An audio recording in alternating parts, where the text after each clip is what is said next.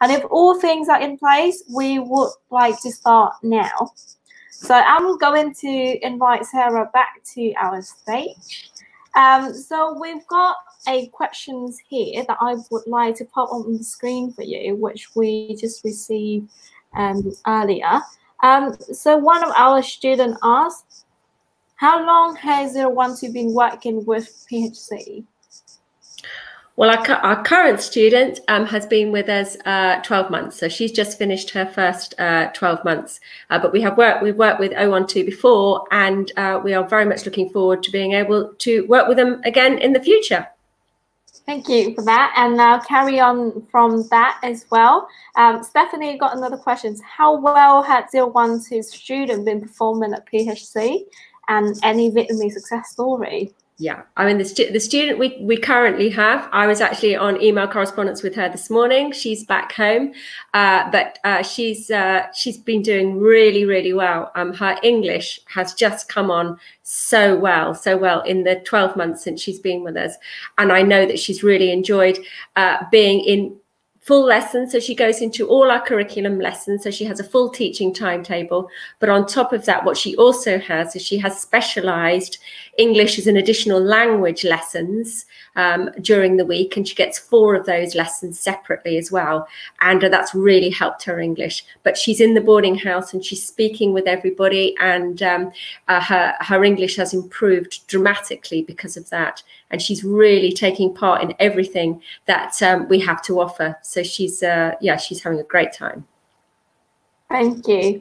And now we're just gonna move on to the next questions. Actually, we've got quite a few here. So this question is asked, what is the short and long-term plan that PHC has in place following the circumstances of COVID-19? Yeah. Okay. All right.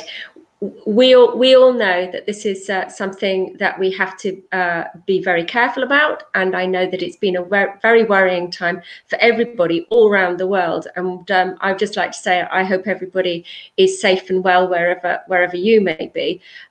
We are doing everything to make sure that we are ready for school to reopen. We have very, very strict guidelines over here, which we have to follow. And at the moment, we are looking at making sure that every area of the school has been properly and meticulously cleaned, ready for return in September.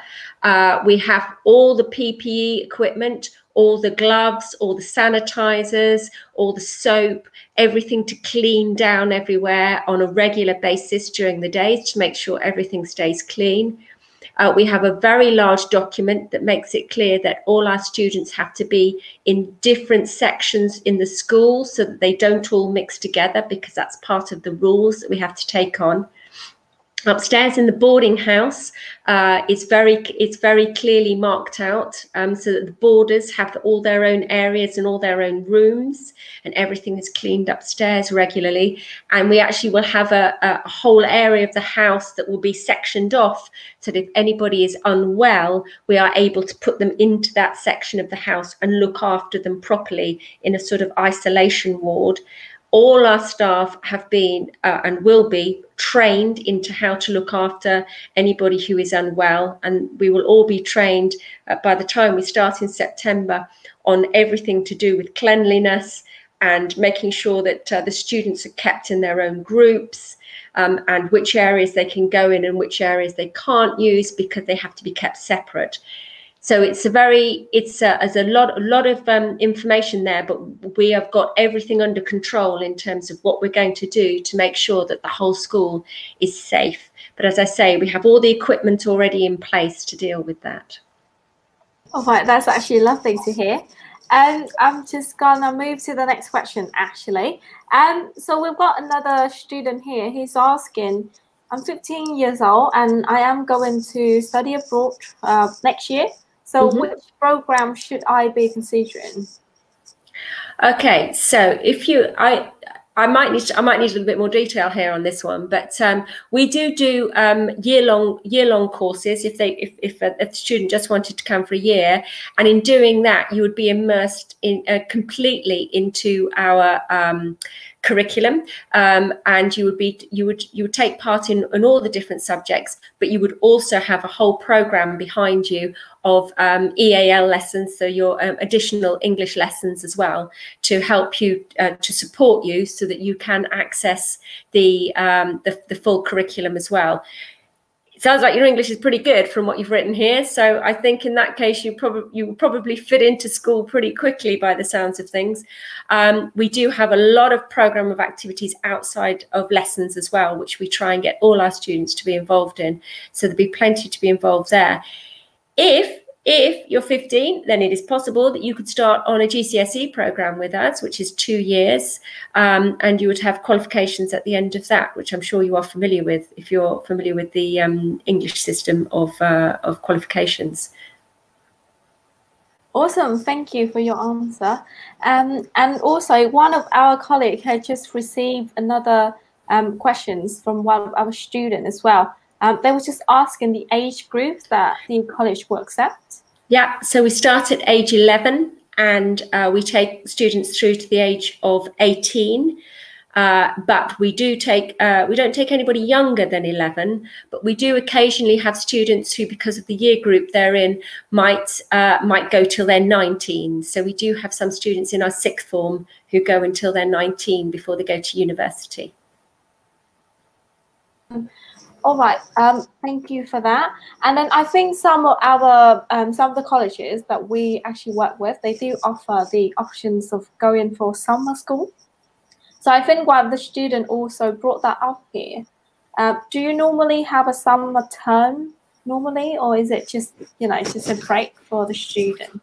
But yeah, so in the summer we are not open to students. So in the summer, all our boarding students go home, and they really would like to go home because they've spent a long time with us. They've had a long whole year with us, or they've gone home at Christmas. They go home in December, and they tend to go home sort of April time for a couple of weeks. But then they do go home for the summer. We don't actually offer summer school for our students, but there are other summer schools that some of our other schools in our family offer, which are around the country. Right, thank you. And also, I think we've got another questions here where they ask, is it a mixed school or is it a boys or girls only? Now that is a really good question, because I've only been at the school a year, and when I arrived, it was all girls. And last September, we went to mixed. So we are boys and girls now. And so next year, 5 out of my 7 year groups will all have boys in them. So yeah, we're going mixed, and we're going mixed very quickly. So we've got boys and girls, yeah. Right, that's actually amazing. I know, so boys and girls this year. Really good. It's really good, yeah. Right, and also we've got Lin here. She's also asked that what percentage of Vietnamese students currently at the college?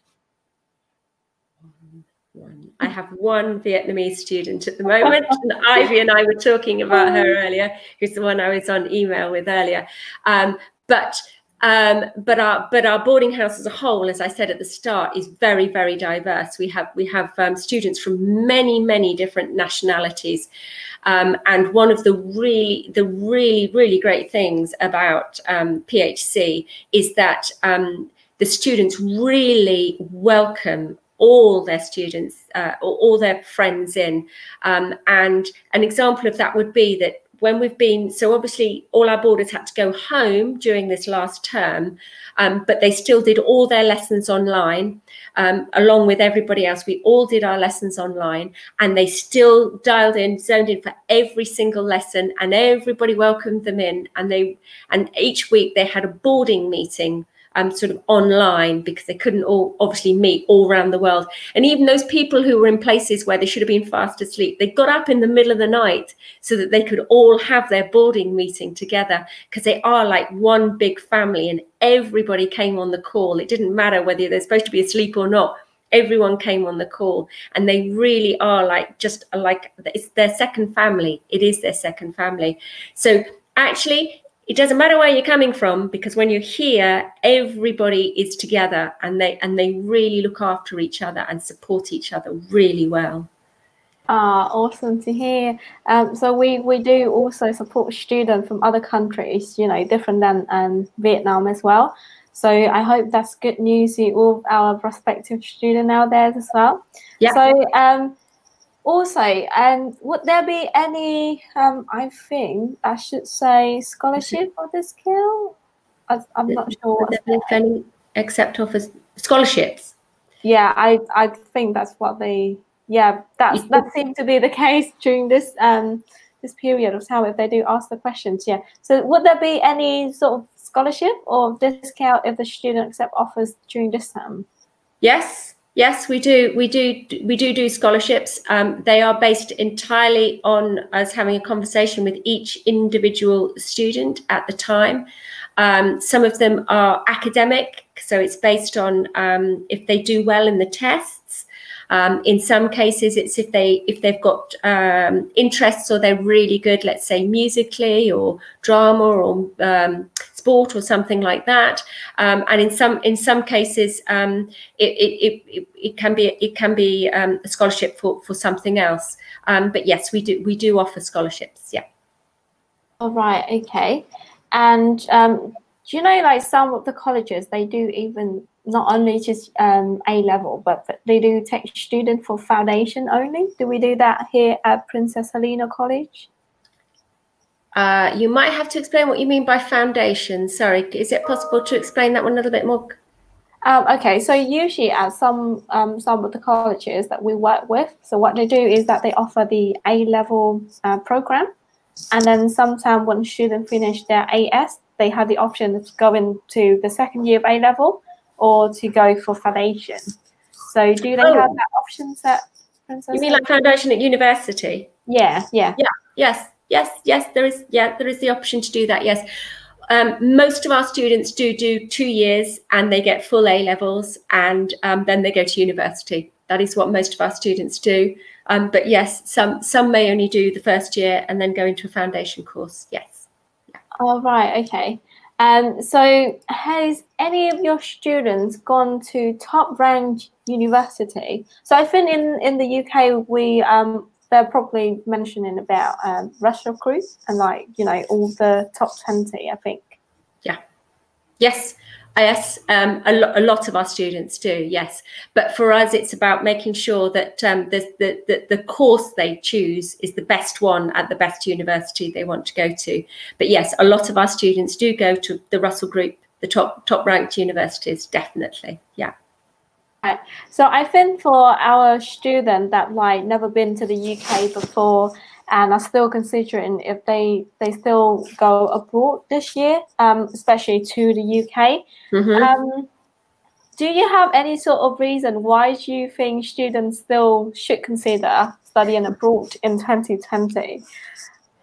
Okay, all right. I understand your concern, and I can understand that travel anywhere at the moment is probably one that could be quite challenging and difficult to make that decision if you want to do that. My students, my overseas students want to come back to study. That's what they want to do, and they want to do that because they know that the education they're going to get at PHC is one where they're going to get they're going to get a really good education, and it's going to set them up well. They're going to be safe. They are going to be safe because if you go and look at our website, you'll see that that our school is right in the middle of the countryside. So we're not in a big city. You can very easily get on a plane if you need to, but actually we are very, very safe in the place that we're in. We're surrounded by lots of fields, and it's very calm and it's very peaceful. And in terms of the level of education that you'd get with us, we are small, and so we are able to give our students a lot of time in terms of giving them teaching that's all not quite one-to-one, but certainly they'll be in very small classes. and your level of English will increase, will really develop very much. And I actually think that the environment that we have to give in terms of being so peaceful and calm and purposeful for an education is a really good one. Awesome. And I just personally think that for students that do want to go abroad this year as well, to actually pass the entry requirement, it would be less competitive in a sense, because less students are actually willing to go. And I think in terms of with students that finishing A-level and going to university as well, it's definitely less competitive this year, isn't it? It is, because I think that there are quite a lot of students either in Britain or abroad who may decide to wait before they go, and so I can see why that would be the case. Yeah, but as I say, I understand why you might find that you might be wondering whether it is safe to come or whether you'd like to come, but certainly, as I say, my boarders want to just come back and go back to school. So yeah. Definitely. And another student have asked our Vietnamese team as well. They have asked, what are the entry requirements for A-levels and GCSE? Right. So there's two questions there. The entry requirements for GCSE is you'd do a Skype paper, and you do a Skype interview, and that would help us to see the level of your English, which is really important, and then you do a written English and maths paper, and then we would look at how many GCSEs would be appropriate for you to study based on how many we think you would be able to cope with. Most of our overseas boarders do a full set of GCSEs, sometimes with the exception of they do their native language as their written GCSE language paper, and their English is not English.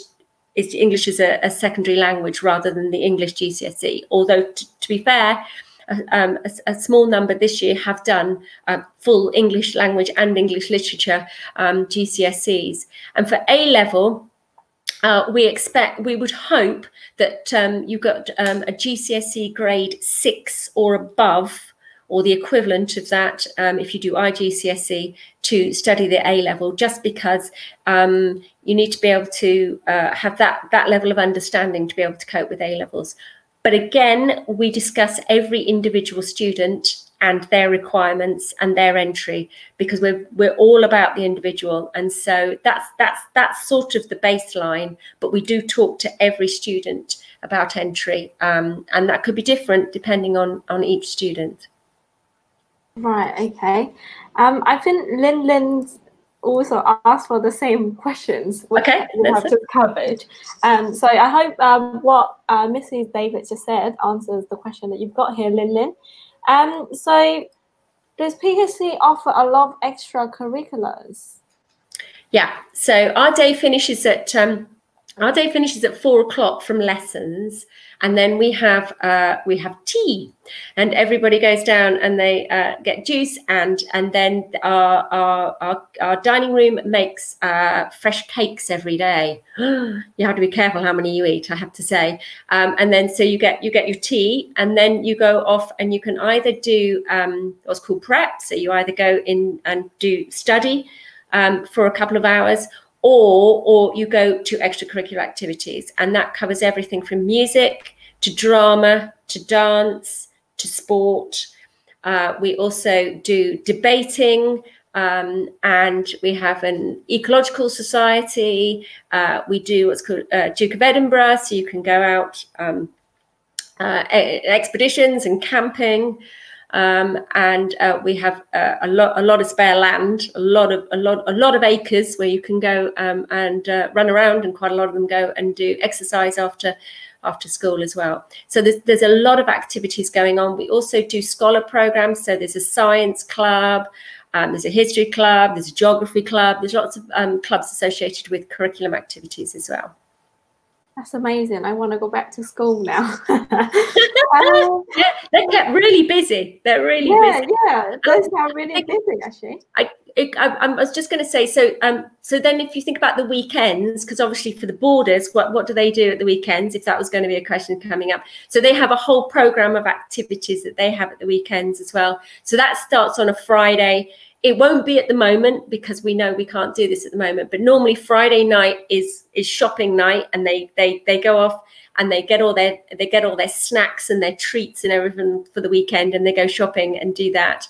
And then on a Saturday there will always be an activity. So they'll either go to the cinema, or they go down and they go around an art gallery, or they go to bowling, or there's lots and lots of different activities that they go and do at the weekend. And then Sunday is another day when in the mornings there are other activities. But then they've got when it's warm in the summer, they've got the swimming pool open, so they've got the swimming pool all to themselves all weekend. So there's lots of things for the boarders to do. And in the evenings at the weekends, they do all kind of things, like they make pizzas and they bake, and they choose all their own films, and there's lots of things going on to keep them really busy if they like. That all sounds very, very exciting actually. Yeah, they're very busy. Right, okay, so we are actually moving towards the end of the live stream, so I think we do have room for another questions, and then after that we will be ending the live stream. So just to our student or any of the parents that are actually watching this live stream, if you do have any other questions as well, feel free to just pop us a message on the page, and then one of our consultants will get back to you straight away. Just to repeat all of the pages that we can actually take messages and questions again. So we have the consultation in Study and Abroad, Sky 9 Vietnam, 012 VN, 012 Global. We have Scholarship, Study Abroad, and Settlement in the UK. And we also have a Facebook fan page called Naomi Nguyen Official. So Sarah, I'm going to put the last question that we have here on the screen. So Ngok has asked, what are some of the top choices students go for when it comes to choosing a degree subject at school? Now, our students choose all across the board. They just go for everything. They really are. So for example, some of our students who are going out this year, my head girl, for example, she is going to study computer science at UCL, which is the top London university. I've got one who's going to Warwick to study law. I've had a couple who've gone to study medicine in the last couple of years, and then I've got everything in between. I've got geography, I've got sciences, I've got history and politics. The list goes on. So they have there's a whole choice that the students go for, and part of what we do is it's our job to ensure that they've got lots and lots of choices, and they think about all their strengths and what they're really interested in and what they're really good at when they make these decisions about what would be the best university degree for them. All across the board. And what we've just done, because obviously we've been remote teaching, is we've just done 4 weeks of what's called a careers online webinar program. And so we've had 28 different speakers, who some of them are old students of the school, some of them are parents, some of them are people that we know, we have links with the school, and they've done 28 different webinars on different careers for our students to log into and look at and ask questions. So we're always broadening their thoughts on what's available for them. Awesome. Another interesting and exciting topic. Yeah, that's good. Really good. Yeah. Right. So thank you for all of the answers, and thank you for actually joining us today. I think Thank you. All of our students have got lots of insight into the college and all that. So if you were to say anything to some of our prospective students that are still hesitating in terms of like, you know, do I go, do I not, do I go this year or do I go next year? What would you say to them? If you can say anything, just like a little message to all our students. I would say I believe that the experience you will have by coming abroad and studying in a different environment is one that you will never forget. You will never forget. It will be an entirely different experience, in the same way as if we came to your countries and did the same. It's a wonderful experience to be able to experience a different culture in a different country. What I would say is I think you need to know that you're safe. I would hope that you would think that that what we have at PHC is a very safe environment, and that we would be able to look after you the very best we could. If you don't feel you can do it now, I would understand, but do come and experience an education, even if it's for a short period of time over here, because I think you will really enjoy it. And I do wish everybody health and safety at this time. Thank you. Thank you. So I think that is the end of our stream today. Okay. And just for all the students and parents, once again, if you do have any comments or any questions regarding studying abroad at PHC or just in the UK in general, do give me a question in one of the pages that I mentioned earlier. And if you did miss this event, you can always find us on our YouTube channel. So we will put the links for 2 of our YouTube channels down below after the event. So you can always go on there to find out more about the colleges and life in the UK in general. And so I think that is it for today, guys. And we will see you next week then. All right, okay. Then. Thank you. Bye. Take care, everybody. Bye. Bye. Bye.